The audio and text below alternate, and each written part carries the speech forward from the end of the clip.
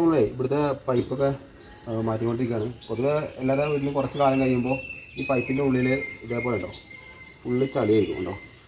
ഇത്രയും ഇത് നല്ല വെയിറ്റാണ് പൈപ്പ്. അതെന്താ വെച്ച് കഴിഞ്ഞാൽ കുറേ കഴിയുമ്പോൾ ഇതിങ്ങനെ നമ്മുടെ വീടുകളിലെ ടാപ്പിലൊക്കെ ഈ അഴുക്ക് വന്ന് നിൽക്കും. അപ്പോൾ എന്താ വെച്ച് കഴിഞ്ഞാൽ വെള്ളത്തിന് ഫ്ലോ കമ്മിയാവും. ഫ്ലോ കമ്മിയാവുക വെച്ച് കഴിഞ്ഞാൽ ഇതിൻ്റെ ഉള്ളിൽ ഈ സാധനങ്ങൾ കാരണം കൊണ്ട് ഫ്ലോ പൊതുവെ കമ്മിയാവും. അപ്പോൾ ഇതിന് എന്തൊരു മാർഗ്ഗം എന്ന് പറഞ്ഞു കഴിഞ്ഞാൽ ടാങ്ക് കഴുകിയാലും ഈ കച്ചറ വരും. അപ്പോൾ നമുക്ക് ഇങ്ങനത്തെ സ്റ്റീൽ ടാങ്ക് ആണെങ്കിലേ ഈ കച്ചറ കംപ്ലീറ്റും ഈ ഇതിൽ വന്ന് നിൽക്കും. സ്റ്റീൽ ടാങ്ക് ആണെങ്കിൽ നമ്മൾ പ്ലാസ്റ്റിക്കിലേക്ക് വരുന്ന ടാങ്കിലും ഇങ്ങനെ ഒരു സെൽഫ് ക്ലീനിങ്ങിന് സംഭവം വരുന്നുണ്ട്.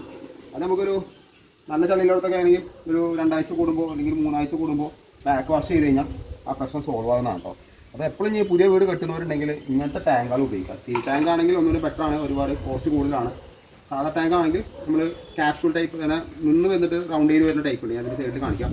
അതാകുമ്പോൾ നമുക്ക് ബാക്ക് വാഷ് ചെയ്യാനും ഈ പ്രശ്നങ്ങൾ നമുക്ക് സോൾവ് ആവുന്നതാണ്.